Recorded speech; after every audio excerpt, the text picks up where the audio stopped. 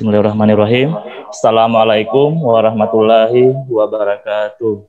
Waalaikumsalam. Dan selamat pagi semuanya. Yang terhormat Bapak Endi Permata STMT selaku Ketua Jurusan Pendidikan Vokasional Teknik Elektro Untirta. Yang terhormat Bapak Dr. Dase Erwin Juansa MPD selaku Dekan FKIP Untirta. Ia mewakili Bapak Dr. Suroso Mukti Laksono MSI selaku Wakil Dekan 1 FKIP Untirta. Yang terhormat Bapak Agus Wahyudin dan Bapak Saputra Dwi Nugroho selaku pemateri kuliah umum di jurusan Pendidikan Vokasional Teknik Elektro. Yang terhormat Bapak dosen PPTE Untirta. Yang terhormat mahasiswa dan mahasiswi jurusan PPTE Untirta yang saya banggakan. Puji syukur marilah kita panjatkan kepada Allah Subhanahu wa taala atas rahmat berupa kesehatan sehingga kita bisa mengikuti kuliah umum secara daring. Dan tak lupa pula juga selawat serta salam semoga tetap tercurahkan kepada baginda Rasulullah Muhammad Sallallahu Alaihi Wasallam. Pada hari ini, saya Irwanto selaku sebagai moderator yang akan memandu kegiatan kuliah umum secara daring. Adapun susunan kegiatan dalam kuliah umum yang akan kita lalui diantaranya adalah 1. Pembukaan dengan sambutan, laporan ketua pelaksana. Yang kedua, sambutan dekan FKIP yang mewakili sekaligus membuka acara kuliah umum secara daring. Yang kedua adalah penyajian materi. Yang ketiga adalah sesi tanya jawab. Terus yang keempat penutup. Acara pertama, sambutan dari Ketua Pelaksana, Bapak Endi Permata STMT, kami persilakan. Oke, Assalamualaikum warahmatullahi wabarakatuh. Waalaikumsalam warahmatullahi wabarakatuh. Alhamdulillah, wa syukurillah pada hari ini kita masih diberi kesehatan oleh Allah Subhanahu wa taala untuk mengikuti kuliah daring dari Pusdiklat PT PLN Suralaya. Alhamdulillah Pak, terima kasih sudah bersedia pihak Pusdiklat PT PLN untuk sharing knowledge di jurusan kami Pak, di Pendidikan Teknik Elektro. Kebetulan saya sudah lama juga nggak pernah ke Pusdiklat PT PLN ya Pak. Kita lagi Pak ya. Itu bulan Februari ya Pak ya, saya ngisi materi di sana. Ya. Terima kasih Pak sudah berkenan hadir. Insya Allah dari knowledge ini akan bermanfaat Pak bagi mahasiswa kami di jurusan Pendidikan Teknik Elektro. Demikian kata sambutan dari saya. Terima kasih. Wassalamualaikum warahmatullahi wabarakatuh. Waalaikumsalam warahmatullahi wabarakatuh. Terima kasih Pak Endi. Terus yang kedua adalah sambutan yang kedua, Dekan FKIP Untirta sekaligus membuka acara kuliah umum yang mewakili Bapak Dr. Suroso Mukti Laksono MSI selaku Wakil Dekan 1 FKIP Untirta, kami persilakan. Terima kasih. Assalamualaikum warahmatullahi wabarakatuh. Waalaikumsalam warahmatullahi wabarakatuh. Salam sejahtera bagi kita semua. Yang kami hormati Bapak Ketua Jurusan Pendidikan Vokasional Teknik Elektro, Bapak Endi Permata, Bapak Ibu sekalian, dosen di jurusan Pendidikan Vokasional Teknik Elektro, dan adik-adik mahasiswa yang tercinta, yang kami hormati pula narasumber kuliah umum daring dari PLN Suralaya, ada Pak Agus Wahyudin, dan ada Pak Saputra Dwi, dan ada siapa lagi? Terima kasih Pak atas waktunya. Puji syukur selalu kita panjatkan kepada Allah Subhanahu wa taala bahwa walaupun dalam masa pandemi kita masih bisa berjumpa walaupun tatap maya dengan media daring, sehingga perkuliahan tetap berlangsung dengan penjaminan mutu yang baik. Bapak Ibu sekalian, Bapak narasumber, kami mengucapkan terima kasih dari FKIP Untirta Bapak Ibu sekalian bersedia memberikan kuliah umum daring untuk pendidikan vokasional teknik elektro.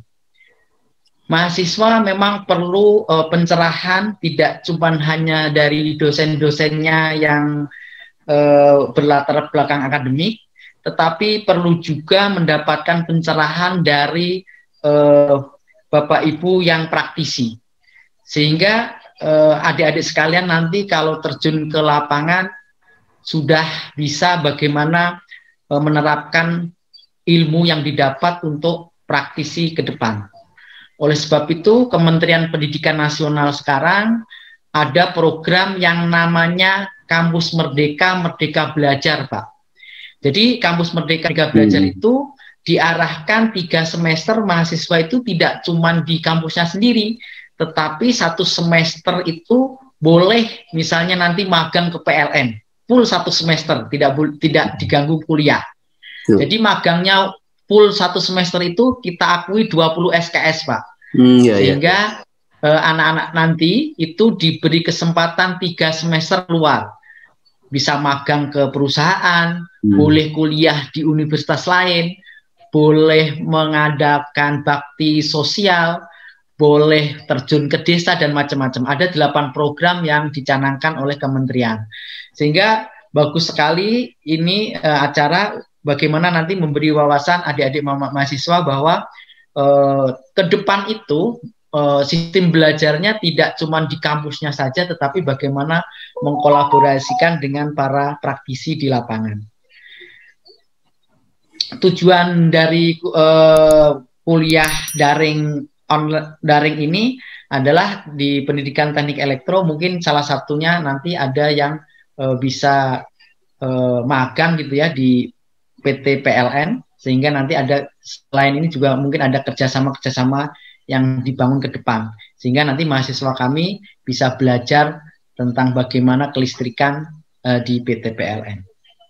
Itu saya rasa Pak yang perlu kami sampaikan. Terima kasih sekali lagi kepada bapak-bapak yang bersedia meluangkan waktunya walaupun daring untuk mengisi kuliah umum ini. Dengan mengucapkan bismillahirrahmanirrahim, kuliah umum daring pendidikan vokasional teknik elektro dari PT PLN Suralaya secara resmi dibuka. Semoga ilmunya bermanfaat. Terima kasih. Assalamualaikum warahmatullahi wabarakatuh. Waalaikumsalam warahmatullahi wabarakatuh. Ya, terima kasih Pak Suroso sudah membuka acara ini. Baiklah, kita akan melangkah ke acara yang kedua, di mana acara ini adalah acara inti.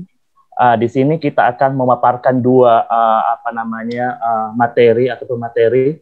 Pemateri pertama itu akan dibawakan oleh Bapak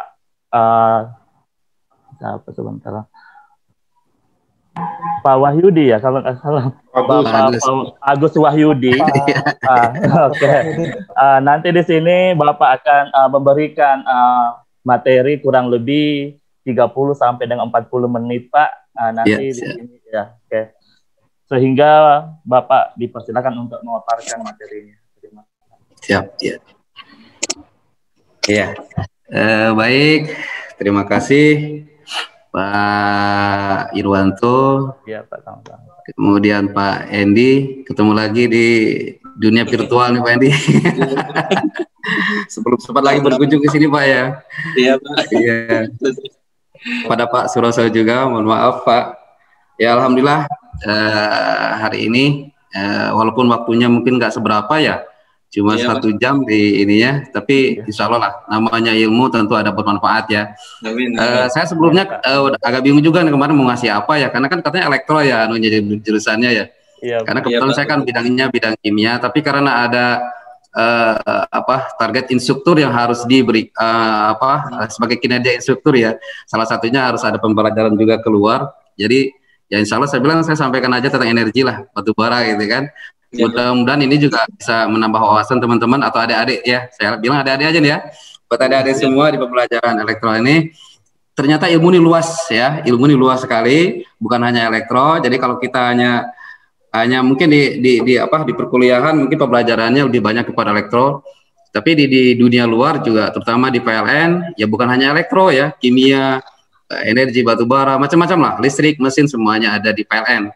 Ya mudah-mudahan adik-adik semuanya nanti bisa masuk PLN ya, amin ya. Kalau mau masuk PLN tapi saya anu dulu ya, saya buka anu share dulu materinya ya. Iya, siap Pak. Iya.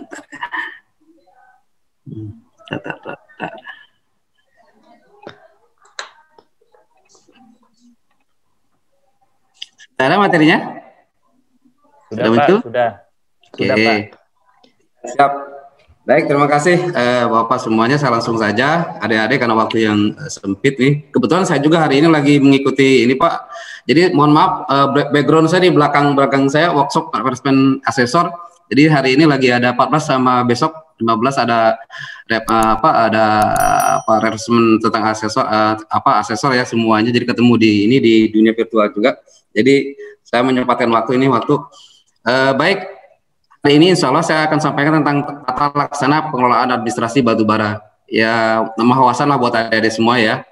Kemudian ini perkenalkan kata orang tua kita dulu barangkali ya. Tak kenal tak sayang. Ini kenalkan nama saya Agus Wahyudin. NIP-nya 6793230. Pengangkatan ya.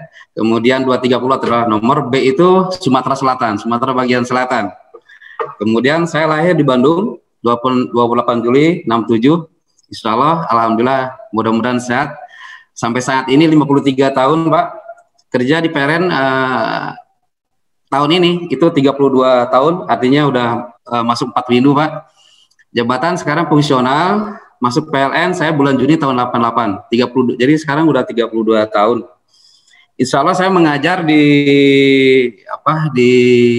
kelas Suralaya ini tentang analisa air kimia pembangkit, dan itu banyak sekali ini juga sub-subnya ya, analisa bahan bakar batu bara termasuk energi manajemen ini, kemudian draft survei, K2 K3 lingkungan dan pengoperasian pengolahan limbah. Itu yang saya share pengetahuan untuk teman-teman di PLN di sini Pak, siswa-siswa PLN di sini. Oke, kita masuk saja ke pendahuluan. Mungkin ini materinya cukup banyak Pak, belum saya edit karena waktunya belum sempat saya edit, tapi saya mungkin nanti akan dilangkah-langkah lah di ininya karena kan saya menyesuaikan waktu juga ya. Jadi intinya begini, ketika PLN membutuhkan batu bara tentu ada pengelolaan ya, ada pengadaan macam-macam lah. Mungkin adik-adik pernah lihat di TV atau di video ada batu bara diantar menggunakan tongkang, menggunakan kereta api, menggunakan vessel ya, menggunakan bel conveyor. Salah satunya adalah pengelolaan kita di batu bara ini. Nah, sebuah batu bara ini kita pemakaian cukup besar Pak, apalagi dengan adanya 35.000 megawatt FTP kemarin ya, yang mohon maaf ini dulu. Teranu nih. Jadi konsumsi batu bara di PLN itu setiap tahunnya mengalami peningkatan yang cukup signifikan.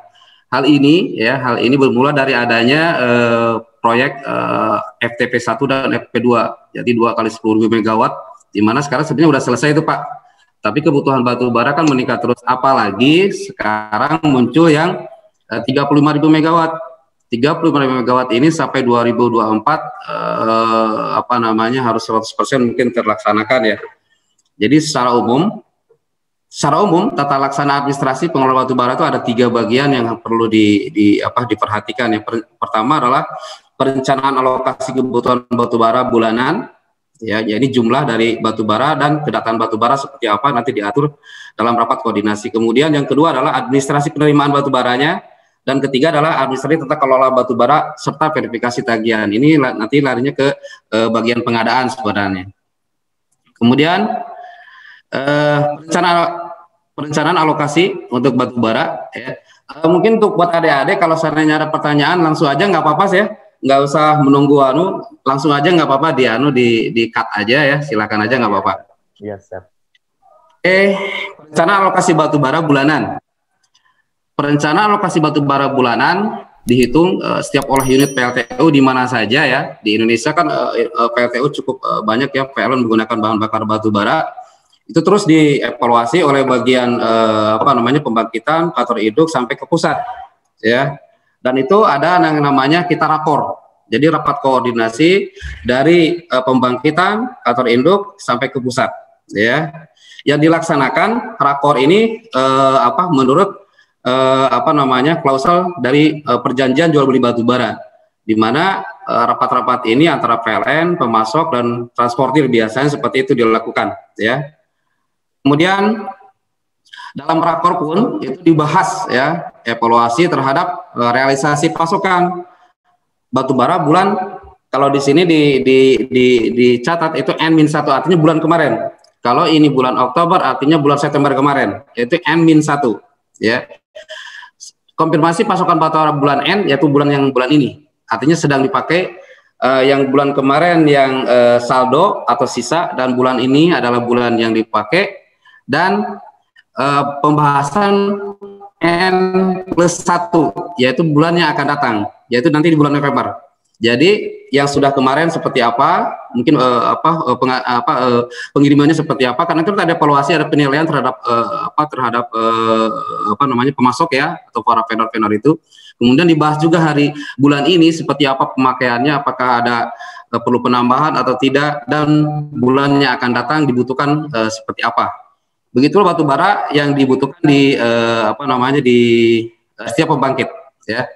Agenda utama dalam rakor, dalam rapat koordinasi ini dikelompokkan ada 4 topik yang harus yang biasanya dibahas. Pertama adalah evaluasi pasokan batu bara bulan sebelumnya, yaitu bulan N1, ya, bulan kemarin. Sasarannya adalah untuk mengetahui realisasi pasokan dari masing-masing pemasok sesuai nominasi pasokan yang ditetapkan pada bulan yang bersangkutan, artinya bulan kemarin. Jadi ada evaluasi sejauh mana pengirimannya, kemudian dari sisi kualitasnya, ya, dari sisi kuantitasnya seperti apa. Itu ada evaluasi, ada penilaian yang dikonfirmasikan. Kemudian yang kedua adalah konfirmasi kebutuhan pasokan bulan ini. Artinya kalau hari ini saya bilang tadi di bulan Oktober, dilakukan konfirmasi apakah kebutuhan pasokan itu masing-masing PLTU, ya, masih tetap sesuai dengan kebutuhan semula atau justru berkurang. Kenapa mesti berkurang? Bisa jadi pada pada pelaksanaan pekerjaannya atau proses pembangkitnya ternyata ada gangguan, dan ternyata gangguan itu kan di luar di luar perencanaan, misalkan emergensi, ternyata harus stop 1 minggu atau 2 minggu misalkan pemeliharaannya. Nah, itu artinya akan berpengaruh terhadap pasokan kita, ya, atau stok batu bara kita, ya. Maka sebaliknya, bila ada permintaan tambahan pasokan batu bara karena pembangkit bebani lebih dibandingkan biasanya, ya, kalau seandainya ada lebih, biasanya pemakaian mungkin tidak sampai 100% load yang dihasilkan walaupun beban puncak, tetapi bisa saja mungkin hanya 80% atau 70%, tapi tahu-tahu bulan ini ternyata pemakaian pasokannya atau diminta oleh P3B untuk membangkitkan sampai 100% misalkan loadnya. Nah, itu artinya apa? Pemakaian dibutuhkan batu baranya akan semakin bertambah, ya. Maka bila permintaannya berkurang juga akan dilakukan pengurangan nominasi pasokan dari masing-masing pemasok secara proporsional, dan karena hal tersebut tidak dikenakan denda keterlambatan pasokan. Jadi kita akan tetap dikoordinasikan dengan para pemasok, ya. Jadi tetap ada koordinasi, jangan sampai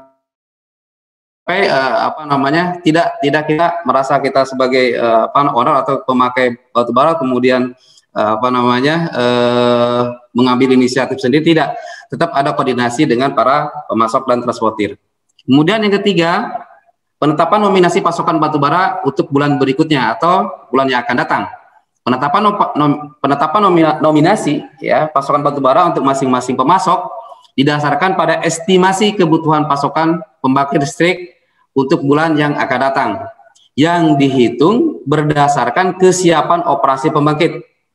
Asumsi CF-nya dan SFC-nya sesuai kinerja PLTU, ya. Menetapkan nominasi pasokan untuk masing-masing pemasok ditetapkan secara proporsional dengan perhatikan volume kontrak dan volume penyerahan tahunan. Jadi ini tetap ada evaluasinya dari sampai ke pusat, divisi bagian batu bara akan tetap melihat nominasi siapa yang akan mendapatkan nanti pengirimannya. Volume penyerahan tahunan umumnya lebih rendah dibandingkan dengan volume kontrak. Karena saat ini kondisi supply volume kontrak untuk PLTU tentu lebih besar dibandingkan dengan demand-nya. Ya. Kemudian ketiga, permasalahan operasional. Dibahas permasalahan-permasalahan yang dihadapi oleh pemasok ataupun PLTU. Permasalahan yang dihadapi pemasok, ya, misalkan keterlambatan pasokan oleh kerusakan karena adanya kerusakan tongkang, atau misalkan karena gangguan cuaca. Ya, kita tahu, adik-adik sekalian, batu bara ini, misalkan saya di belakang ini ya, di PLTU Indonesia Power, di belakang kita ini pembangkitnya, itu batu baranya semuanya ada berapa pemasok ya, ada yang dari Kalimantan, ada juga yang dari Sumatera Selatan, yaitu PT Tambang Batubara Bukit Asam. Jadi mereka memasok ke Indonesia Power di belakang kita ini menggunakan tongkang dan menggunakan vessel. Ada ukuran tongkang yang menggunakan 5.000 sampai 20.000, ada juga yang menggunakan vessel sampai 60.000. Ya, jadi itu bisa jadi waktu pengirimannya terjadi gangguan, ya, karena cuaca atau macam-macam lah, atau juga karena adanya kesulitan dalam penyediaan tag asis. Ya, tag asis ini kalau kontraknya CIF gitu ya, karena kan kita di PLTU itu ada kontrak FOB dan ACF. Jadi ada permasalahan-permasalahan yang harus diselesaikan di proses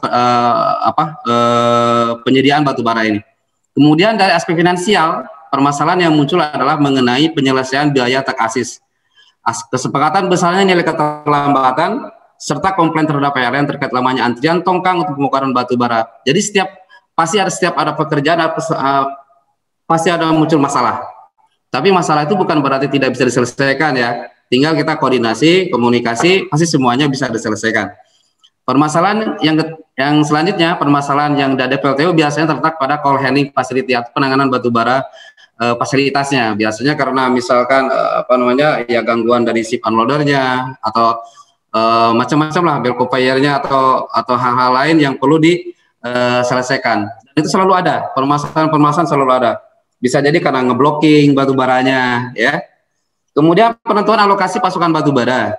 Perhitungan rencana pasokan batubara bulanan dilakukan berdasarkan pada beberapa hal. Pertama, rencana operasi dan pemeliharaan unit PLTU, rencana pemakaian batubara, realisasi stok akhir bulan kemarin, ya, N-1 bulan kemarin, dan rencana stok bulan berikutnya, yaitu bulan yang akan datang. Jadi inilah yang selalu dihitung, ya, selalu dihitung seperti apa nanti stok kita. Karena stok kita itu jangan sampai melebihi, juga jangan sampai kurang. Karena kalau kurang nanti akan mengganggu proses proses pembangkitan kita dalam menghasilkan listrik. Kemudian kalau lebih juga ada biaya di sana yang akan losses, akan hilang. Seperti misalkan batubara karena lebih kita ada punya target, misalkan penyimpanan stockpile kita itu 20 hari atau 20 terlalu lama ya, 15 hari misalkan, tapi ternyata batu baranya kita banyak. Nah itu sebenarnya ada yang losses dari biayanya, kemudian dari energi batu baranya sendiri akan hilang. Kenapa? Misalkan bisa saja terjadi self combustion. Self combustion itu terbakar sendiri. Nah itu adalah energi yang hilang, dan itu tidak diharapkan oleh PLN. Salah satu kerugiannya adalah seperti itu, sering adanya losses di lapangan. Kemudian penentuan alokasi pasokan batubara. Secara umum, ya, penentuan alokasi pasokan batubara untuk menjamin keamanan dan suplai yang mencakup ada 3 hal yang harus diperhatikan. Ya, pertama ada kuantitas, jumlah. Ya, jumlah ini tentu disesuaikan dengan kebutuhan pembangkit sendiri.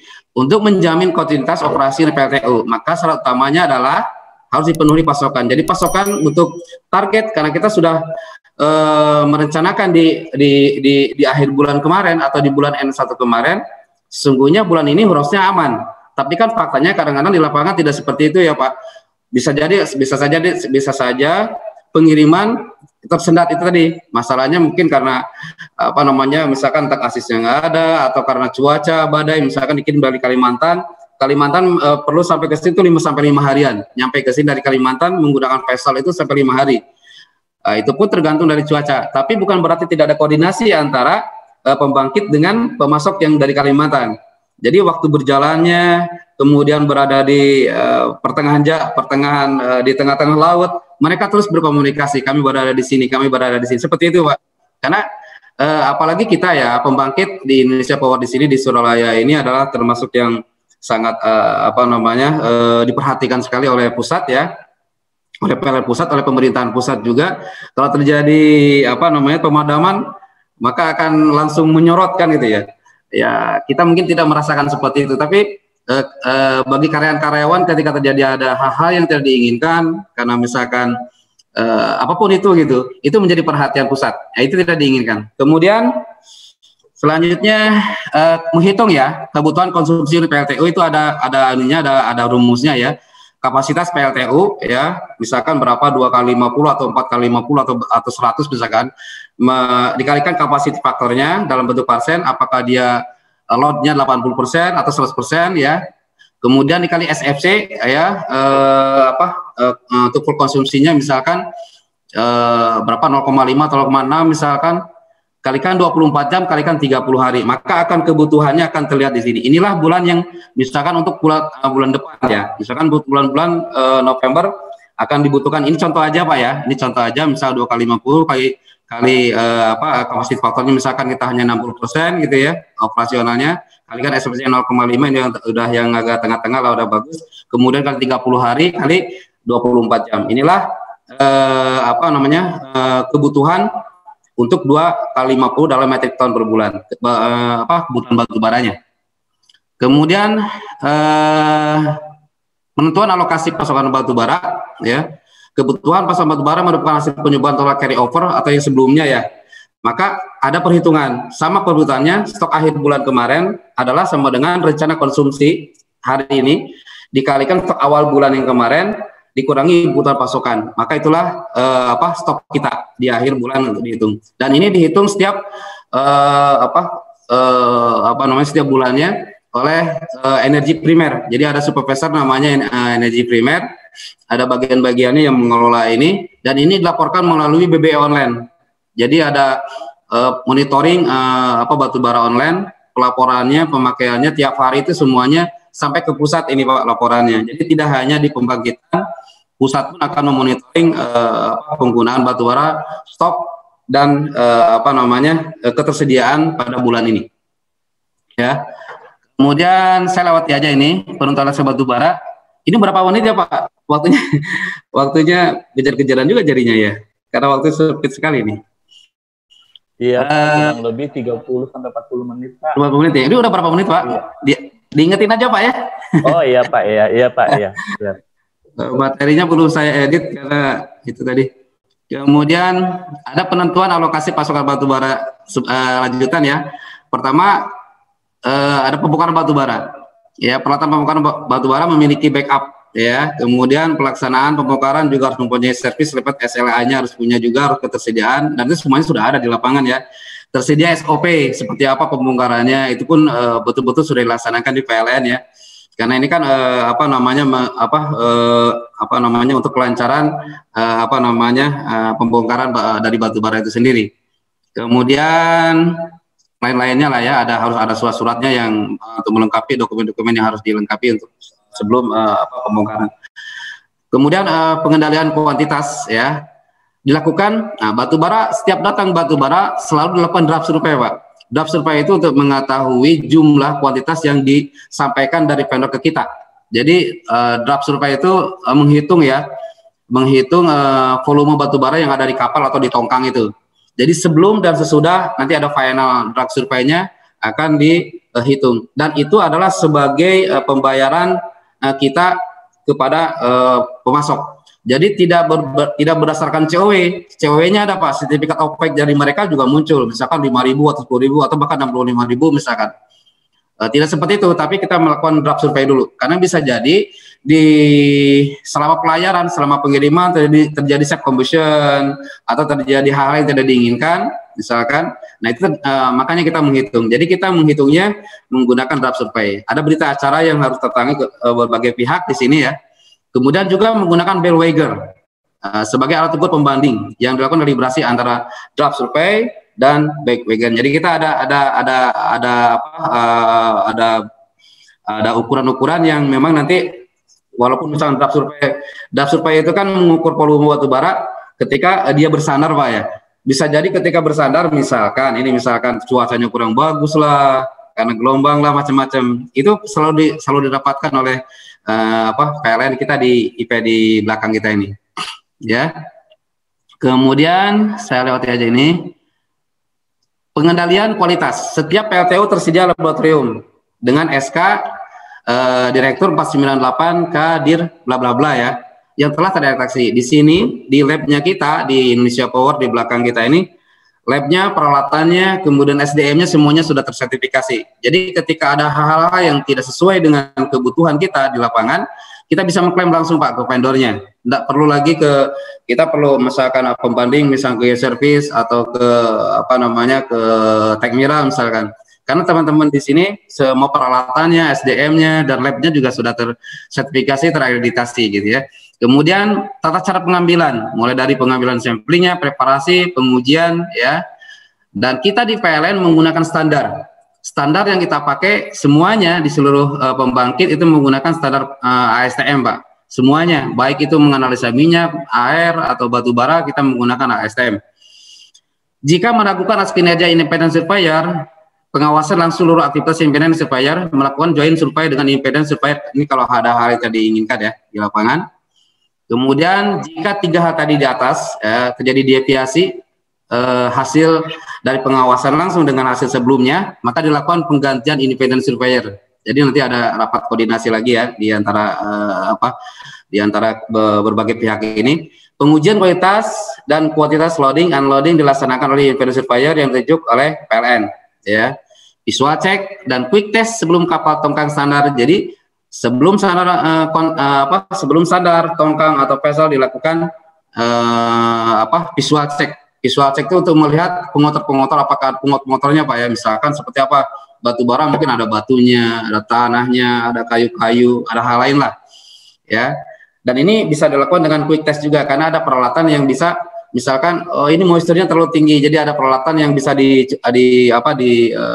seperti batang ya, tapi batangnya di atasnya ada display bisa menganalisa ketika si tongkat itu dimasukkan ke dalam tumpukan batu bara, dia menganalisa moisture, nilai kalor, volatilometer dan lain-lainnya. Jadi itu untuk visual check aja, quick check juga ya. Tapi itu tidak dijadikan sebagai klaim kita, tidak. Nanti klaimnya terakhir adalah di analisa labnya, ya. Kemudian,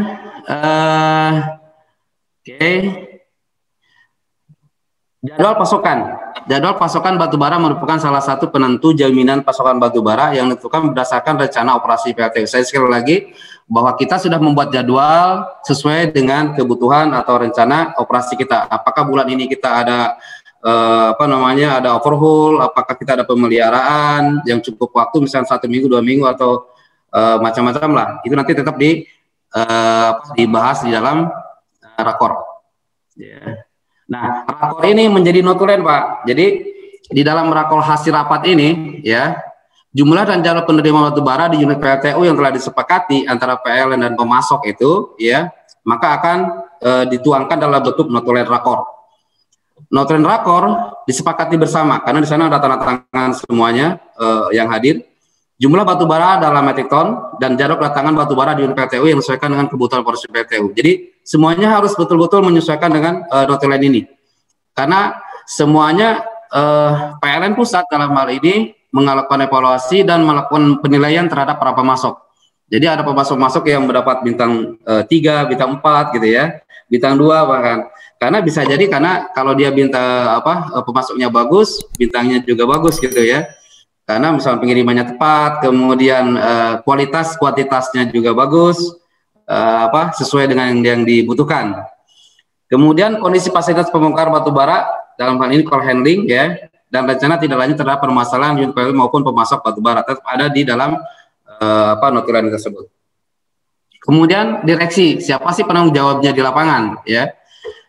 Dalam hal ini JM wilayah pembangkitan unit pelaksana ditunjuk oleh direksi PLN ya. Direksi PLN sebagai direksi pekerjaan dengan memiliki kewenangan yaitu menandatangani BAST, berita acara serah terima batubara misalkan ya. Kemudian menunjuk direksi lapangan untuk mendelegasikan penandatangan berita acara serah terima, menandatangani dokumen yang bersifat operasional. Kemudian direksi lapangan juga berwenang menandatangani hasil pemeriksaan pekerjaan. Kalau misalnya pemeriksaan pekerjaannya ada hal yang tidak diinginkan seperti banyak pengotor, itu pun menjadi berita acara. Dapat menunjuk pengawas lapangan untuk mendelegasikan penandatangan berita acara, ya, dan hasil acara pemeriksaan pekerjaan. Penilaian kinerja pemasok. Nah, ini ada Pak, ada nilai penilaian kita berapa. Jadi dilaksanakan setiap triwulan, ya. Nanti ini per tahun, tapi penilaiannya per triwulan. Pertama, kriterianya adalah kualitas sesuai kontrak. Kalau kontraknya kita misalkan membutuhkan nilai kalor untuk batu baranya sampai 5.000 sampai 6.000, maka range-nya harus di sana. Kemudian misalkan moisture-nya tidak lebih dari 30%, karena kalau di atas itu berarti akan kena klaim. Seperti itu ya. Jadi ini menjadi kriteria. Kemudian kuantitas sesuai alokasi rakor. Kuantitas seperti apa? Jumlah yang dikirim oleh mereka harus sesuai dengan rakor. Dan ini tetap ada komunikasi. Terus kesesuaian pasokan dengan jadwal. Kalau mereka akan mengirim tanggal sekian, maka terlaksana nggak pengirimannya. Kelengkapan dan ketepatan waktu penyerahan dokumen, loading, ya, serta waiting time-nya untuk intinya untuk yang FOB ya. Kemudian rank nilainya 0 sampai 100. Kalau dia nilainya, karena misalkan, PLN punya kriteria, kalau lebih kecil dari 78 maka dapat nilai full. Kalau antara 78 sampai 88 dia fire. Seperti itu selanjutnya sampai 95 sampai 100 dia excellent. Jadi si pemasok juga tidak semena-mena pokoknya kirim tidak. Dia harus sesuai dengan jadwalnya, sesuai kuantitasnya, sesuai sesuai kualitasnya yang dia kirimkan sesuai dengan kebutuhan kita PLN untuk kebutuhan pembangkit. Nah, ini bobotnya ya, penilaiannya. Kalau ada rapat-rapat saya lewat saja. Kemudian yang terakhir untuk SOP penerimaan pembongkaran batu bara, ada jenis-jenis SOP meliputi kontrak, kemudian jenis jual beli batu bara, rapat koordinasi, jumlah, pengalian. Ketika ini semua untuk penerimaan batu bara tiap bulannya, ya, SOP seperti ini. Ada kontrak perjanjian yang harus dilakukan antara kita dan pemasok, kemudian ada juga kerjasama strategis atau KJS. Nah, kita juga punya anak perusahaan namanya PLN Batubara, ya. Kemudian pihak-pihak yang terlibat di sini ada Dipbat, Divisi Batu Bara, Bendahara, ya. Kemudian ada unit induk wilayah dalam hal ini, unit pelaksana, unit pembangkit, kemudian ada pemasok, transportir, dan ada surveyor sebagai bisa geoservice, bisa Texmira, bisa Sukovindo, ya, surveyornya. Itu. Kontraknya ada FOB, ada CF, ya. FOB free on board, ya, bla bla bla, perlakuannya. CF juga seperti itu, ya. Jadi ada kontrak yang harus diperhatikan juga oleh kedua pihak, ya, antara PLN dengan pemasok.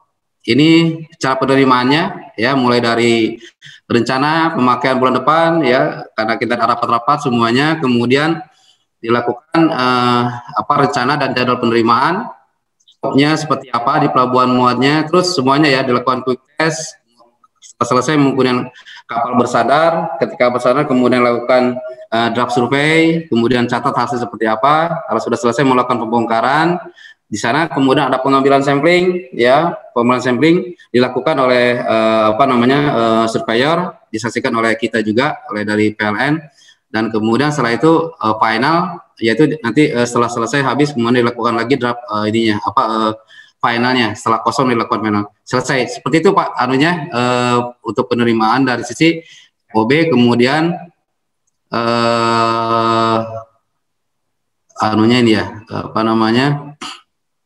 ini tadi sudah disampaikan, ya, ada prarakor, ada rakor semuanya. Terus yang CF-nya, ya. Bentar, ya. Oh, ini CF, ya. Ada perbedaan antara CF dengan FOB. Kalau FOB tentu di tempat mereka tempat pembongkarannya baru nanti dikirim ke kita. Kalau CF di JT kita.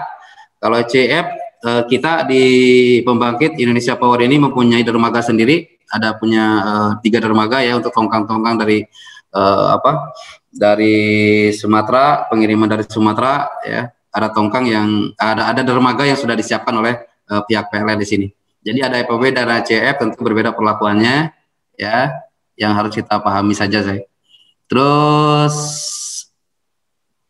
kemudian hal yang perlu diperhatikan ya dalam pasokan batubara, ada alokasi pasokan batubara tahunan, jadi seperti apa nanti ada penilaiannya.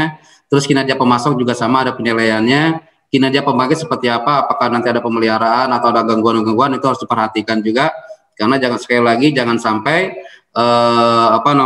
stok kita itu berlebih, karena kalau berlebih artinya ada yang losses, nanti terjadi subcombustion ya, jangan sampai itu terjadi. Kemudian seperti apa kemampuan bongkar kita di jeti kita ini, kapasitasnya seperti apa, jadi semuanya harus sama-sama diperhatikan. Jadi peralatan bongkarnya, apakah itu ship loader, stackernya, trackingnya, transshipmentnya, conveyornya, dan kapasitas stockpile kita yang berada di kita ya. Dan akhir adalah kondisi alam seperti apa, karena ini menentukan juga kondisi alam.